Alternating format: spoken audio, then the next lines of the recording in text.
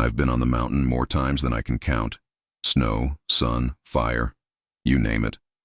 I've pulled folks out of places most people wouldn't walk into on a dare. And I'll tell you this, I'm not the kind of guy who buys into stories, legends, myths, ghosts. I'm not wired that way. But there's one night, one rescue, that still makes me stop and sit quiet. The kid I found, he was weak, cold, out of his mind from dehydration, said he followed a woman in a red jacket, said she led him down the trail. But there was no woman, no footprints, no sign anyone else had been there. And look, I've seen a lot. I know how the mind can play tricks when it's pushed too far. But something about his eyes, something in the way he said it, I still don't have an answer for. Some things you just carry with you. Not because they scared you, but because they don't quite let go. I'm Tom Granger. I'm 68 years old, born and raised in Bishop, California, just a handful of miles east of the Sierra Nevada crest. I spent 30 years volunteering as a mountain rescuer with Sierra Search and Rescue. I'm retired now, but the mountains, they never really let go of you. I live in the same small house near the Owens Valley, close enough to smell pine when the wind changes, far enough to remember what life was like on the trail. Back when I was in the thick of it, I used to say I had seen nearly everything. Falls, broken bones, heat stroke, altitude sickness. It didn't matter if it was Mount Whitney throngs in summer or frozen ranger stations after an unexpected snowstorm in late fall. People wandered off trail, got disoriented by sudden fog, slipped off granite slabs. The usual. I learned to read the landscape, judge a storm cell, track footprints. I trusted my eyes and my gut. No hocus pocus. There's an old legend around here, the lady in the red coat. Folks talk about a woman walking alone on the back trails, still looking for someone she lost long ago. Some hikers say they've seen her silhouette in the mist, just a quick flash of red. I didn't give that much weight. I'd heard it at the local pub in Bishop over beers with other rescuers. Just another campfire tale like Bigfoot or the Lake Tahoe monster. Never paid attention. I'd already retired when I got the call about the missing hiker. Chance was doing the shifts when I stopped showing up. I'd reached 70 missions in a year, told them I was burnt out. But deep down I missed the work. So when the dispatcher asked quietly, "Tom, you up for a hand on this one?" I didn't think twice. The kid was a 22-year-old scout leader, familiar with the areas around Lone Pine and Mount Whitney trailhead, missing for 2 full days. I said, "Yeah, I'll go." I packed my old gear. Gaiters, the same boots that cracked open last winter, healed in with duct tape now. A canteen, spot tracker, headlamp with extra batteries. Old school. I drove up to the Whitney portal at dawn on a crisp October morning. The air biting cold. Even when the sun rose, that chill stayed. As we staged the team, I noticed my breath fogging in front of me like steam. A few of the younger guys were nervous. Fog was rolling in from the east, faster than normal. We split into teams. I stayed with the path less traveled, a rock chute trail that cuts through a narrow canyon full of scrub and granite slabs. I'd been down that path dozens of times. I know every notch, every broken bush that catches feet. The thing is, on that trail there's a juniper that leans at a wild angle, like someone cut the trunk at 40 degrees, and it survived. It's marked as tree lean on older maps. Hikers say it's haunted, but again, I never believed. That morning, when I reached tree lean, the fog had thickened. I felt something off. I can't explain it well, but it felt like I was being watched. I chalked it up to nerves. I'd been alone for hours. Later, I learned the kid had described something odd, too. But for me, it was just me and the rock face. I heard crackling in the brush once. Maybe a deer. I waited. Nothing. Just heavy silence. I kept moving. My radio crackled now and then. Coordination, ETA, updates. I paused near a small spring not far above tree lean, refilled my canteen. The water tasted funny, like it had metal in it, but fresh snow had melted into it hours before. I shrugged it off. There's a remote camp where old-time prospectors used to stay. Folks say they camped there long after dying out of loneliness. The wind howls through that little canyon channel, and some say they hear voices. We all scoff at that. But in my head, I still remember the odd whistle of wind bouncing off granite right when I was passing that spot. It didn't sound natural. My hackles raised. I spotted footprints in soft soil. One set, muddied from rain 2 days prior. They followed the chute. Halfway up, they disappeared in a thinner dusting of frost. That's when things got strange. I caught sight of movement, or thought I did. A flash, glinting red, along a shelf of boulders up above. I didn't think anything of it. Maybe a jacket hung on a branch. Yet instinct made me stop cold. My radio crackled. Coordination asked if I saw anything. I said negative. I didn't want to freak folks out. So I pushed on. At noon the fog lifted some, and that's when I found the kid. He was crouching near a boulder outcrop, half wrapped in a foil blanket, pale as bone, shivering. I dropped to my knees beside him. He looked up at me, eyes wild, frantic. He murmured he had followed a woman in a red jacket, said she led him through foggy steps and down to that very spot. Told me she pointed, whispered directions. He babbled about how her face was hidden, but she made a shushing gesture with her finger, lips in the shape of shh. His words tumbled. They didn't make sense. He was delirious. But I've seen hallucinations like that. Exhaustion takes you there. Still, I scanned the slope.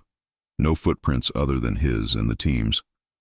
No trace of anyone else having passed through. I checked the branches, the ledges. Nothing. I helped him stand. We made him sip water, get warm. I radioed for extraction. We reached the designated clearing for chopper lift. That's when the sun broke through again. And I swear I saw movement. White mist, drifting, shaped like a woman maybe 6 feet away. I froze. Didn't want to alarm the kid or the crew. No jacket, just mist. When I blinked, it vanished. I didn't say anything. Back at camp, I mentioned it quietly to one of my former partners. He laughed, said I was seeing things. Old man Tom losing edge. I shrugged. I didn't say much, but I felt it. I felt unsettled. That was the moment I realized I wasn't immune to strange events, even after 30 years in rescue. I always prided myself on being logical, professional. I'd scoffed at that lady in red legend for years. But now, I didn't know what to think. In the aftermath, I replayed it all in my head, checked maps, reviewed camera footage, the team's handheld spots. Nothing explained the footprint absence. Nothing explained why the kid insisted he wasn't alone. Nothing explained that red flash or the mist shape at extraction. I found no logical clue. Maybe tired brain chemistry, maybe just desert mirages. But part of me couldn't shake the possibility that maybe, just maybe, some stories might contain a grain of truth. And that doubt, that uneasy question, kept me up night after night. The mountains seemed quieter. The old legend felt heavier. I didn't start believing in ghosts, but I started listening better. Not just for calls for help, but for pieces of the mountain that don't quite fit. Back in the day, we had a rhythm. Calls came in through dispatch, usually late afternoon, when folks realized someone hadn't come back from a day hike. That's when the real work began. Most of our rescues started with just a name, a rough location, and a family worried sick. We'd meet at the base station in Lone Pine or Bishop, drink bad coffee from the pot that never got cleaned right, and stare at a wall map full of thumbtacks and yellowed notes. We knew every switchback, every old fire road, every shortcut a teenager might take thinking it'd save them 10 minutes and end up costing them the night. I worked SAR for almost 3 decades. Most of it's just hiking with purpose. Long hours, blisters, cold wind that cuts through layers like tissue paper. But you get used to the silence. The quiet of the woods teaches you to listen different. Not just for voices, but for what doesn't sound right.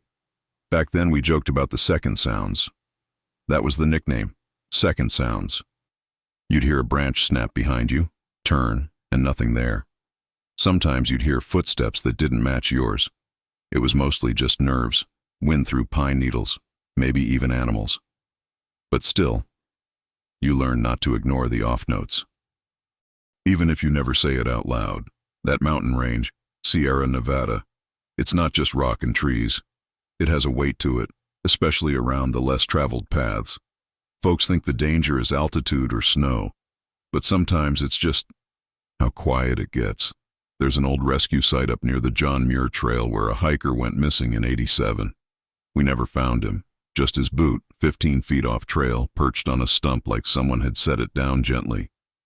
No animal tracks, no blood, no drag marks. That kind of thing sticks with you. We called those spots cold zones, not because of the temperature, but because of what they felt like.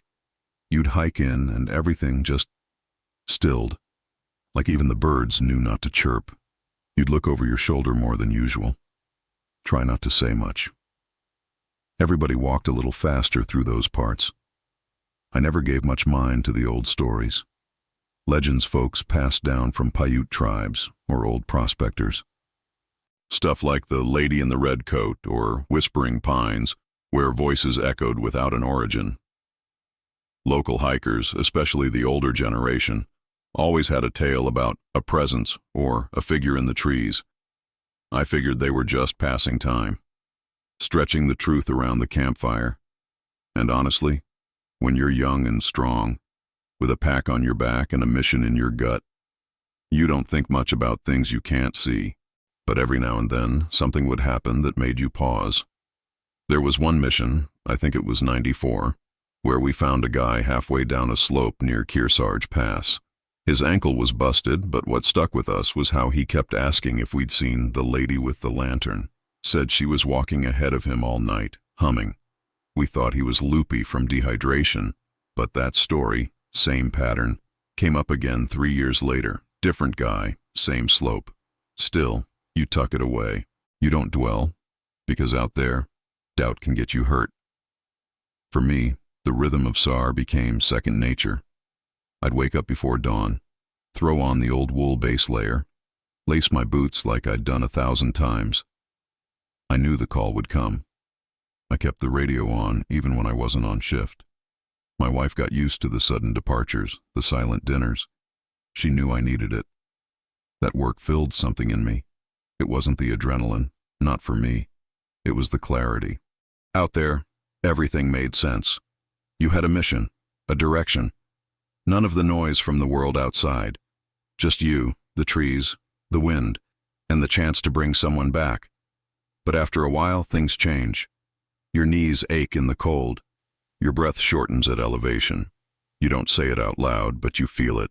The mountain starts pushing back a little harder. And then there's the other thing. You start noticing more. Not just broken branches or crushed moss, but the quiet, the wrong quiet. I remember one hike, mid-spring, clear skies. We were tracking a pair of college kids who'd gone off-trail looking for an epic view. I split off solo down a granite chute near Horseshoe Meadows. About 2 miles in, I came across an old campsite, not fresh, at least a year old, but there were strange things, like pine cones arranged in a circle and a red ribbon tied around a rock. The kind of thing that made you think someone had been doing a ritual or trying to mark something. Later that night, around the fire, I mentioned it. One of the new guys got quiet, said he'd seen the same kind of circle on another mission, way up north near Shasta. We laughed it off, but I remember that chill down my back.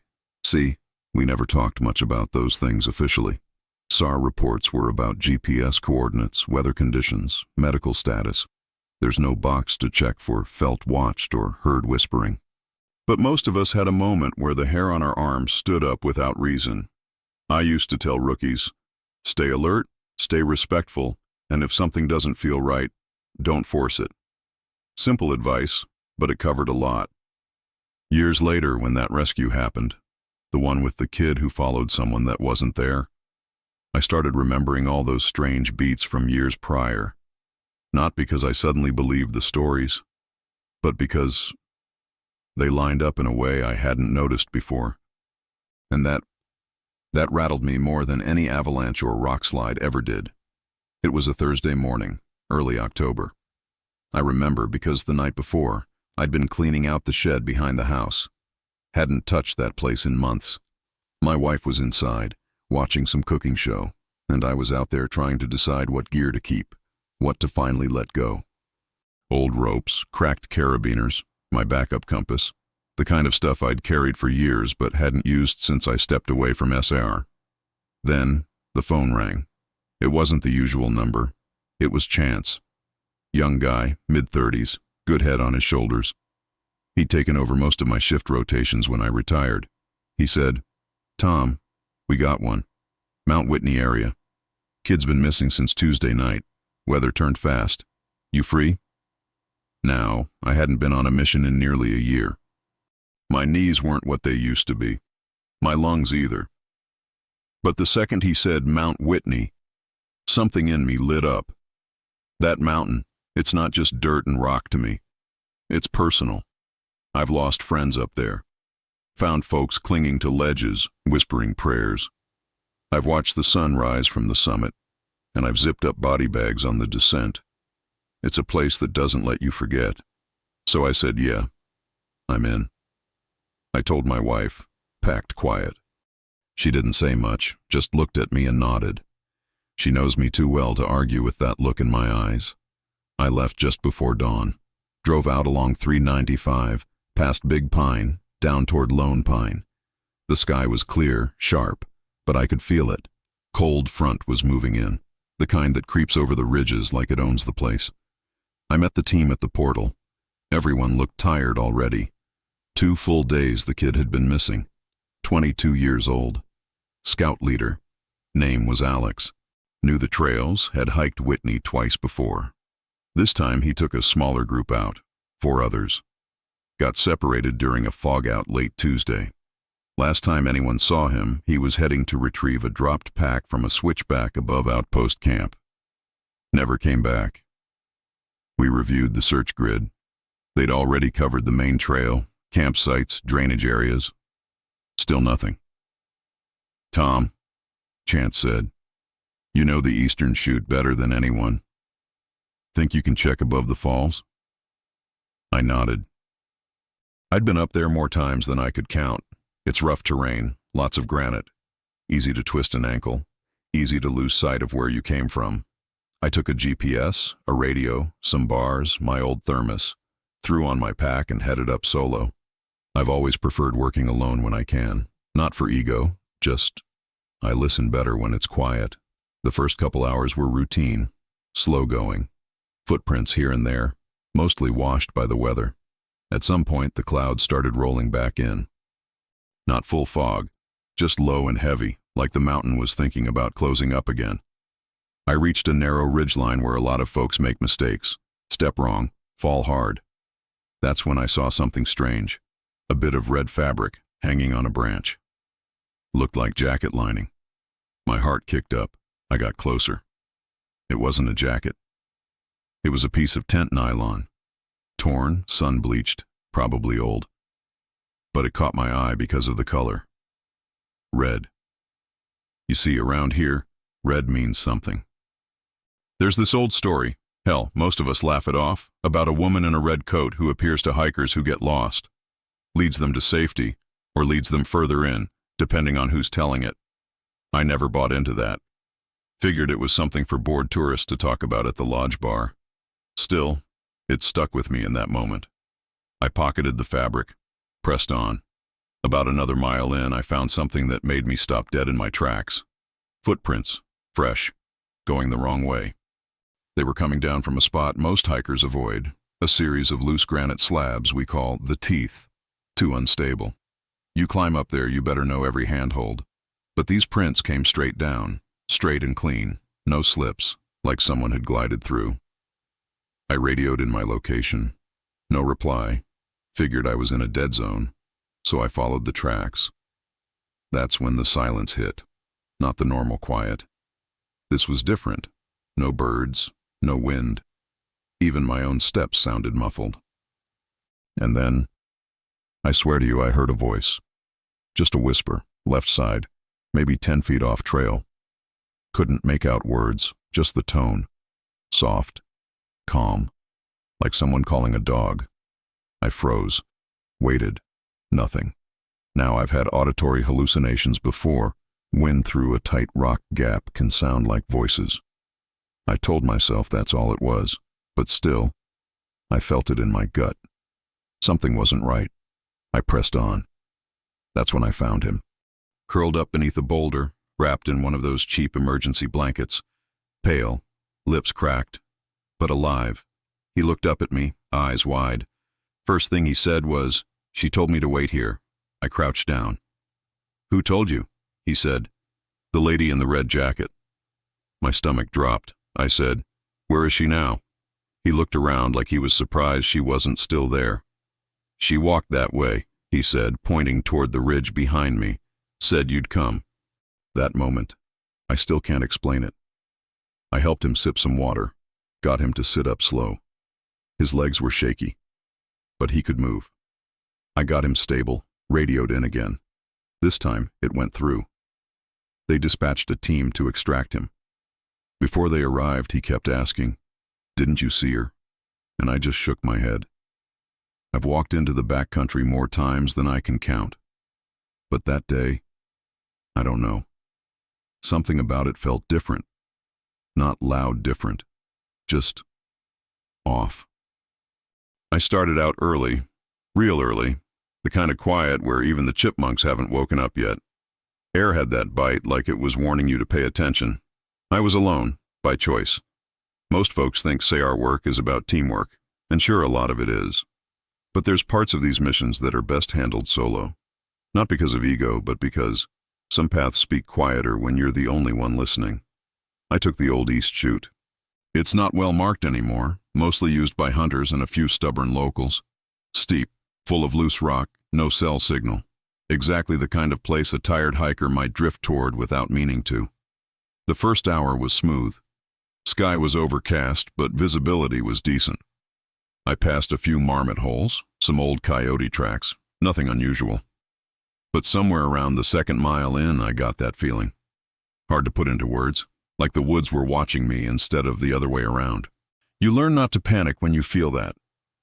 Just slow your breathing, stay alert, keep walking.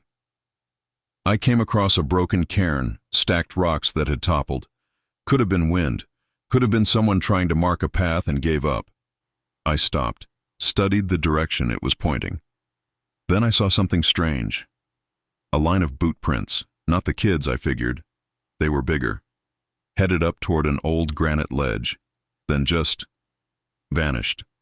No turning back. No signs of a struggle. Just gone. Like the ground swallowed them up. That's when the wind picked up. Not strong, but steady. Cold. And it carried this smell. Wet moss, maybe. Or something older. Earthy. Like an old cellar after a flood. I told myself it was just runoff from the recent storm. But part of me didn't buy it. I checked my GPS. Signal was bouncing. Nothing new there. But the screen glitched, froze for a few seconds, then flashed back to the home screen. I tapped it, frowned. That's not normal, even out here. Now listen, I'm not the kind of guy to jump at every shadow. But I'd be lying if I said I wasn't uneasy. There's this stretch up there, locals call it the shelf. Narrow ridge, maybe 3 feet wide, with a 300-foot drop on one side and nothing but crumbling rock on the other. You cross it slow, one step at a time. Don't look down. As I started across, I heard something to my right. A sound like fabric brushing against a branch. I froze, looked over. Nothing. Just pine trees, standing still like they were holding their breath. Then, just ahead, I saw it. A shape. Red. Not bright, not waving. Just a spot of red through the trees. Maybe 20 yards up the slope. Could have been a jacket. Could have been something else. It wasn't moving. I called out. "Hello, SAR team here, you okay?" No response. I waited, listened, nothing. I climbed up a few feet, tried to get a better angle. But when I reached the spot, there was nothing there. No jacket, no pack, no boot prints. Just pine needles and silence. That shook me, not in a horror movie way. Just a cold weight in my chest, like I'd stepped somewhere I shouldn't have. I didn't tell anyone later about that part. Didn't seem useful. What was I going to say? Hey, I saw a color that shouldn't be there. That doesn't go in a report. I kept going. Trail got thinner, rougher. The fog started creeping in again, low to the ground, like it was crawling. I tightened my pack, pulled up my collar, and moved on. A little further up, I found a set of tracks in the frost. Fresh, same boots we were looking for. Kid had been there. But here's what got me. The prints were going downhill, not up, which makes sense. If you're lost, cold, you go down. Lower elevation, warmer air, maybe water. But the tracks were weird. No drag marks, steady pace, like he wasn't limping, wasn't rushing, just following. That word stuck with me. Following who? I stopped to rest by a cluster of boulders, ate half a granola bar, took a sip from my thermos, and while I sat there, I kept looking uphill, toward where the red shape had been, and I swear, the fog moved like it was watching me. I shook it off, told myself I was just tired, but the air didn't feel right. You know how a place can feel too quiet, like it's not empty, just waiting? That's how it felt. I moved on, slower now, watching every step, every shadow. The wind shifted, and for a second, I thought I heard footsteps behind me. Turned around, nothing. That was the moment I knew I wasn't alone. Not in the physical sense, no one was tailing me. But the mountain? It wasn't empty. Not that day. I don't know how to explain it better than that. I made my way toward the old basin near the dry creek bed. Figured that'd be a place someone might stop if they were exhausted, and that's where I found the footprint. One perfect print, clear as day. Next to a flat stone, not the kid's, too small. Different sole pattern, just one, and not a single mark leading to it or away from it. I stood there for a long time, just staring at it. After a while, I took a photo, not because I thought anyone would believe me, just so I wouldn't doubt myself later. Then I kept going. I found him mid-afternoon, just as the light was starting to shift. You know that time of day in the mountains when everything starts turning gold, but the shadows stretch long and make it feel colder than it is? That's when I saw him. He was curled up under a rock ledge, like he'd wedged himself into a pocket of stone to keep out of the wind. I almost missed him. The only thing that caught my eye was the silver glint of that emergency blanket, the kind they give you in scout training, thin as foil, crinkly as hell. I called out, careful. Hey, you Alex? He didn't answer right away, just kind of shifted, like he was waking up from a bad dream. His face was pale, lips dry and cracked. His eyes were wide open but not focused. That kind of look you see in people who've been alone too long. Not scared, just not fully back yet. I dropped to one knee, kept my voice low. Name's Tom. I'm with Search and Rescue. You're safe now, okay? That's when he blinked, like something clicked. He nodded, barely, and whispered, "She said you'd come." I paused. "Who?" He licked his lips, tried to sit up. I helped him with a hand behind his back. "The woman," he said. "She walked with me last night. Red jacket. She showed me where to go." I just sat there a second, not reacting, not showing anything. Just nodded like it was normal. "Okay," I said. "That's good. You're lucky. Let's get you warm." But my stomach, it turned, because I knew there was no one else out here. No woman, no tracks, and no one in the team had a red jacket. I gave him water, just small sips, checked his vitals, weak pulse, but no major injuries. A little frostbite on his fingers, probably first-stage hypothermia. But he was talking, a good sign. "Tell me more," I said gently, "about the woman." He looked at me, serious, like a kid trying to explain something that mattered. "She found me when it got dark. I was trying to get back to Outpost, but I couldn't see the trail. I slipped a few times. Thought I was going to fall." He coughed, shivered a bit. I wrapped the blanket tighter. "She didn't say much," he continued. "Just pointed. Kept walking just ahead of me. Like 10, 15 feet. I followed her light." "Light?" I asked. He nodded. "She had one of those little headlamps, red tint, not bright, just enough." Now that got me. Because we use white or green. Red headlamps are rare. Not practical for night navigation unless you're trying not to ruin your night vision completely. I kept my tone even. You ever see her face? He shook his head. No, she had her hood up, never turned around. But she stopped sometimes, like she was listening for something. I didn't press. He was weak, and maybe none of it meant anything. Maybe it was just the mind doing what it does when it's scared and cold and alone. But something about how he said it didn't sound made up. She led me down, he said. To here. Then she pointed at that rock. He pointed at the big flat stone near the ledge. Said you'd come from that direction. I looked behind me. That's where I'd come from. I didn't say a word. We rested another 10-15 minutes. I radioed in, finally got a solid signal. Told them I had eyes on the subject, conscious, stable, ready for evac. Then I helped him to his feet. He leaned on me heavy at first. His legs weren't steady. But he was there, mentally. He kept scanning the trail behind us, like maybe she'd come back. Do you think she's still out there? He asked. I hesitated. Hard to say, I answered. You sure you weren't just seeing things? He looked at me, real clear this time. I wasn't, he said. I know what I saw. We made our way down slow, took a different route back to the drop zone. Chopper wasn't far off. I kept checking over my shoulder, not because I expected anything, but because, I don't know, something didn't feel done. That happens sometimes. You find someone, patch them up, get them out. But the mountain doesn't let go, not right away. We reached the clearing. Pilot waved from the bird. Couple medics stepped out, got him loaded. I gave a short debrief, quick and clean. As they lifted off, I stood there alone. The wind kicked up again, cold and dry. Pine needles danced at my feet, and just before I turned back toward the trees, I heard it.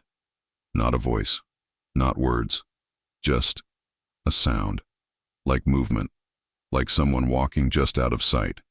I stood there for maybe a minute, long enough to be sure, but there was no one, just the mountain, just me. Later, when I got back to base, someone asked me how I found him. I gave the basics, coordinates, condition, the usual. But I didn't mention her, didn't say a word about red jackets or whispers or vanishing footprints. Not because I was scared, but because I didn't know how to explain it in a way that wouldn't sound crazy. I've done this job a long time, seen plenty of strange things, heard plenty of folks talk about shadows and lights and voices in the woods. Usually I chalk it up to fear, fatigue, cold, that's all. But that day, I'm still not sure. The chopper came in low and loud, kicking up dust and needles from the clearing we'd marked earlier. You'd think after all those years I'd be used to the sound, rotors chopping air like thunder rolling over the ridge, but that day it felt louder somehow, like it was cutting through more than just wind. Alex was sitting beside me, wrapped up, hands still trembling a little. His skin had color again. Not much, but enough to tell me we were out of the danger zone. He didn't say much after the medics checked him over, just kept glancing around like he was trying to find someone in the trees. They asked him a few questions, name, age, if he could feel his toes. You know, the usual. He answered them, but he seemed distracted. His eyes kept drifting. Before we loaded him in, one of the medics looked at me and asked, "You saw anyone else out there?" I shook my head. Nope, just him. And that was the truth. I didn't see anyone else. Not in a way I could prove, not in a way that made sense. But I sure as hell felt something. They got him inside the bird. I helped close the hatch. The engine roared, blades spun up again, and just like that they were gone. Up and out. Back toward the station, warmth, answers, whatever the hell that was supposed to mean now. I stayed back for a bit, collected my gear, took a slow lap around the area. Couldn't find a single damn footprint besides ours. No small prints, no lighter boot tread, no drag marks or heel turns. Just mine. And his. That bothered me more than I wanted to admit. I double-checked the rock he'd pointed at. The one where he said she told him to wait. Nothing unusual. No mark. No dropped gear. Not even a scuff. But I remember how certain he was. Like he didn't think it happened, he knew. When I finally started the hike back, the sun had dipped behind the ridge. Shadows stretched longer, colder. Everything around me felt quieter. Not in the peaceful way. Not like when you're out there and you find a still moment that makes you breathe deep and feel grateful. No, this was heavy, still, like the mountain was holding its breath again. I kept my pace steady. That's something SAR teaches you. Don't rush, don't drag. Find that rhythm, especially on the walk out. Your adrenaline dips, your focus slips. That's when accidents happen. Ankles snap, knees go. People fall. But I was solid. Physically, mentally, my mind wouldn't stop replaying what Alex said, over and over. She told me to wait here. She had a red jacket. She walked ahead of me. And most of all, she said you'd come. That last part, it got to me. Because out there, in that particular stretch of the Sierra, nobody just shows up. The terrain isn't forgiving. The routes aren't obvious. If he hadn't been where he was, if I hadn't taken the old chute, if the signal hadn't cleared just enough for a ping, he wouldn't be here today. So how the hell did he know I'd come from that direction? Back at the trailhead, I checked in with the rest of the team. Debriefed Chance. He asked how I found him. I gave him the standard version: footprints, instinct, checking overlooked zones. All true. Just not the whole truth. He nodded. Kid said something about following someone. Yeah, I said. I heard. Chance chuckled. Guess the mountain's got its guardian angels. I forced a smile, but it didn't reach my eyes. I didn't feel like laughing. That night I couldn't sleep. Sat on my porch with a blanket around my shoulders and a beer going warm in my hand. The stars were out, clear as I'd ever seen. No wind, no clouds, no noise. I kept thinking back to other rescues over the years. Moments I'd brushed off. Little things. Odd things. People saying they felt watched. Found when they shouldn't have been. Said someone guided them. Described figures that no one else saw. Stories I'd always filed under delirium or stress. But this one was different. I saw that shape, that flash of red. I heard something behind me. I found that single footprint, the one that didn't match anyone's boots. I don't know how to explain it. And trust me, I've tried. A week later, I pulled up the body cam footage from my vest. We don't always run them, but I had mine rolling that day, just out of habit. I scanned the files, watched the playback from the moment I saw Alex. No red shape in the trees. No sound I thought I heard. No print on the rock. But there was one thing. About 10 minutes before I found him, in the static of the audio, there's this whisper. Barely there. Like wind passing through pine. If you're not listening for it, you'd miss it. But if you turn the volume up, there's a word. My name. Tom. I played it 10 times. Could have been wind. Could have been nothing. But it didn't feel like nothing. I didn't tell anyone about that part. Not my wife. Not the team. Not even Alex. Sometimes I wonder if I should have. But the truth is, I didn't want to see the look on their faces. That polite smile. That nod that says, you've been doing this too long. Like they're humoring you. So I kept it to myself. Just another piece of the mountain I carry alone. You know, people always ask me what stuck with me the most from all those years doing rescue work. They expect the big stuff. Avalanches, fires, near misses, the tough calls where someone didn't make it. And yeah, I've had my share of those. Plenty. But it's this one. This one won't let go. It's been a few years now since that mission. Alex got out fine, recovered fast, gave an interview for the local paper, thanked the team, said something about never hiking solo again. Standard stuff. He never mentioned the woman, not in public anyway. I saw him one more time, maybe 6 months later. I was at the hardware store in Bishop, picking up some bolts for the shed door. He spotted me by the checkout and walked over. He looked good, healthy, clear-eyed. We shook hands, said a few polite things. Then he lowered his voice and said, "I still remember her." I just nodded. I didn't need to ask who. He hesitated a second. "Do you think I imagined it?" And I said, "You were out there. I wasn't in your head, but I don't think you were lying." He looked relieved, like he just needed someone else to carry the weight with him for a minute. Then he said something that still messes with me. "She knew your name. She said, 'Tom's almost here.'" I didn't say a word. Couldn't. Just stared at him, heart pounding like I was still on that mountain. We said goodbye, went our separate ways. Haven't seen him since. But that conversation, it comes back a lot. Usually when it's quiet. Middle of the night. Driving alone. Times when your brain starts peeling back layers you thought were packed away for good. And the weirdest part? It's not fear I feel. It's not like I'm scared of what happened. It's the not knowing that eats at me. I've always been a facts guy. I trust evidence. I believe in training, instincts, things you can hold and measure. Out there, those are the things that keep you alive. But this doesn't fit in the checklist. It doesn't show up on the topo map.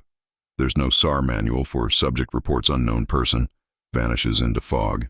I went back a couple times after the rescue. Didn't tell anyone. Just hiked up alone. Wanted to look at the terrain again. Maybe make sense of what I saw. I found the same boulder, the same patch of flattened ground where he'd been. Still no sign of any other tracks. I checked the spot where I thought I saw the flash of red. Nothing. No fabric, no trash, no old gear tucked in the rocks. Just trees and silence. I even brought a motion camera once, left it up there overnight. Came back the next morning. Footage was clean, just wind and squirrels. Nothing weird. But I swear, while I stood there setting it up, I felt like I was being watched again. That same pressure on the back of your neck. That feeling that if you turned too fast, you might catch someone stepping behind a tree. I didn't turn. Just did my job, packed up, left. And maybe that's the part that bothers me the most. I've never felt unsafe in the mountains. I've felt exhausted, sore, pissed off, frustrated, cold as hell, but not unsafe, except that time.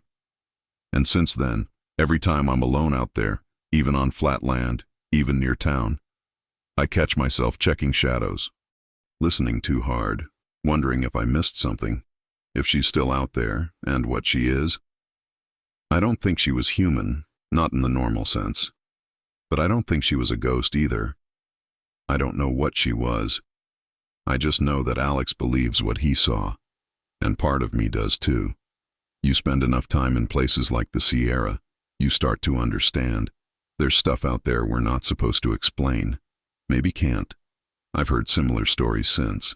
Not often, but they come up. Quiet ones. Someone finds an injured hiker who says they were led to safety. Always a woman. Usually red clothing, sometimes blue. Never clear. I asked around once. Some of the old-timers, guys even older than me, just gave me this look. Not surprised, just tired. One of them, Mike Garrison, retired ranger, he said, "She's part of the mountain. Some folks get help, others don't. Don't try to sort it, just be grateful when they make it out." That stuck with me. A lot. Because I don't think she's there for everyone. And I don't think she always shows up with good intentions. That's what makes it worse, I think. The idea that we don't get to choose. That maybe the mountain does. Or something on it. I've talked myself in circles trying to put it to rest. Maybe it was just trauma. Maybe the kid hallucinated and I filled in the gaps with my own tired brain. But deep down, I don't think that's all it was. I still have the piece of red fabric I found on that branch. It's in a drawer in my garage, next to my old rescue patches and a busted compass from '03. I check on it sometimes. Don't know why. Maybe just to make sure it's still real. That something from that day existed outside my memory. I haven't told my kids about it. Haven't shared it with anyone except maybe you now. Not because I'm ashamed, but because I don't know what story I'm telling. A rescue?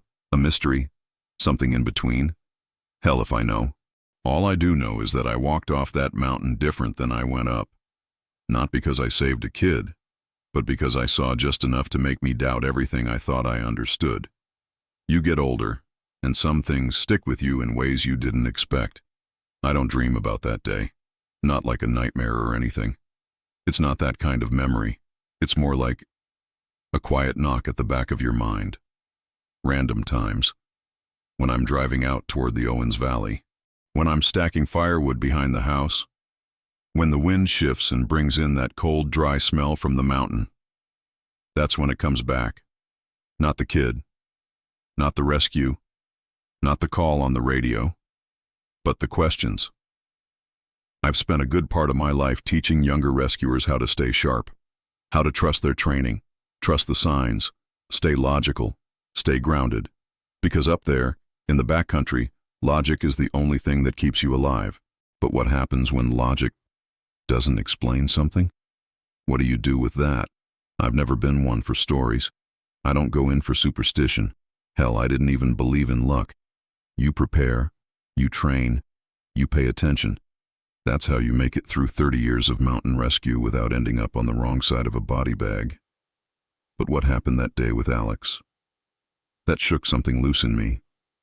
Something I'd kept locked away without even knowing it was there. It's not fear. I keep saying that because it's important. I wasn't scared of her, if her is even the right word. I didn't feel threatened. I felt unsettled. Like I'd been let in on something I wasn't supposed to see. Like the mountain whispered a secret in my ear and then closed the door again. And since then, I've noticed how quiet people get when you bring up things that don't fit the report. They go still. They change the subject. They get that look.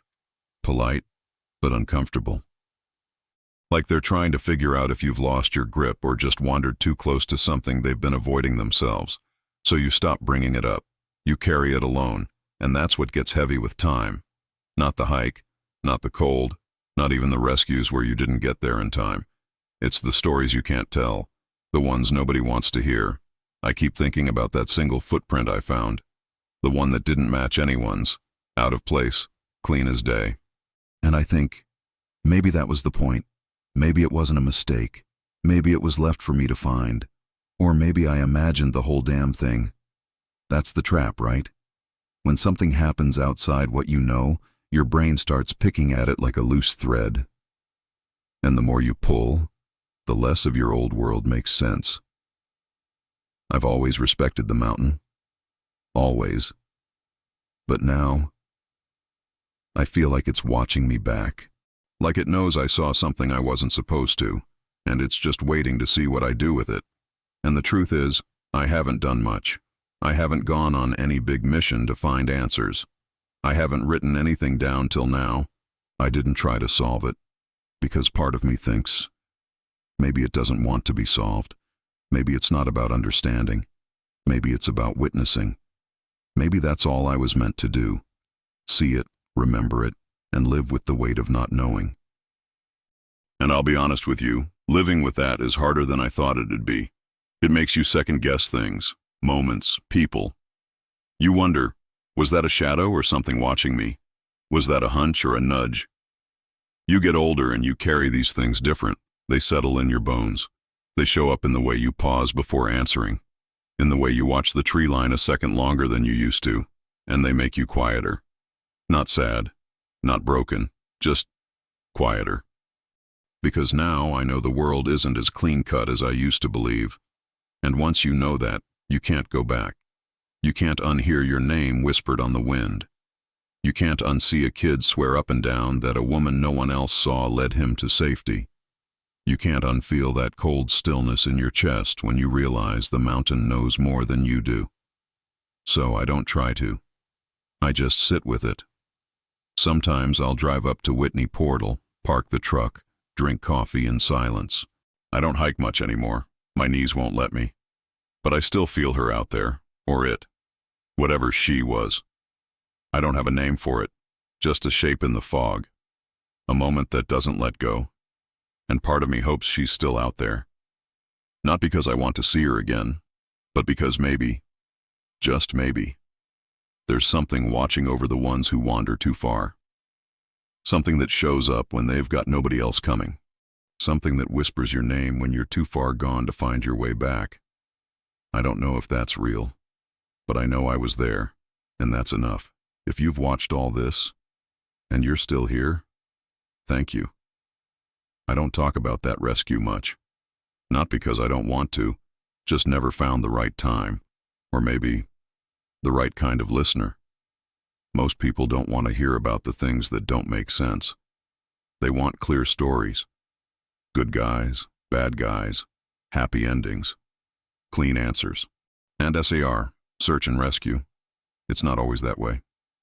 Sometimes you don't find the person. Sometimes you find them too late. Sometimes you find them alive, and they tell you something that sticks with you longer than the rescue itself. That's what this one was. It's not the hardest mission I ever did, not the longest, not even the most dangerous, but it's the one I still think about. Not every day. Not like a ghost haunting me or anything. More like something unfinished. A question without an answer. I don't know what happened out there. I can't tell you if that kid saw what he said he saw. I can't explain the voice on the recording, or the footprint that didn't belong, or the way I knew, deep in my gut, that I wasn't alone on that trail, and I don't want to make it into more than it was. I'm not saying there's ghosts in the Sierra. I'm not saying there's angels walking lost hikers back to camp. But I'm also not saying there's not. Because I've been on that mountain enough times to know that the land has a rhythm, a memory, it knows things. And sometimes, it shows you something that knocks you off balance, and if you're lucky, you get to walk away. And if you're really lucky, you get to carry it. You know, I've met a lot of folks over the years who've had moments like that. Quiet stories they never told, things they saw, or heard, or felt, but buried deep because they didn't fit the world the way we're taught to see it. So, if you're one of those people, if you've got something like that sitting inside you, I'm not here to tell you what it means. I'm just saying, you're not crazy, and you're not alone. Some things out there don't want to be explained. They just want to be remembered. I don't know if I was meant to find that kid. I don't know if someone, or something, made sure I took the path I did that day. But I do know that he survived. And I know he wasn't lying when he said she told him I was coming. And maybe that's enough. We all carry stories, some loud, some quiet, some that only make sense in the dark, when the wind's blowing just right and your mind is open enough to feel more than it sees. So if this story reminded you of something, some old moment you tucked away, maybe now's the time to take it out, dust it off, and look at it again. You don't have to explain it. You don't have to convince anyone. Just honor it. Because those moments, as strange or small or unexplainable as they might be, they're part of what makes this life bigger than we can measure. Thanks for hearing me out. And if you've got your own story, well, maybe it's time to tell it too. You'd be surprised how many of us are still carrying something that never quite left the trail.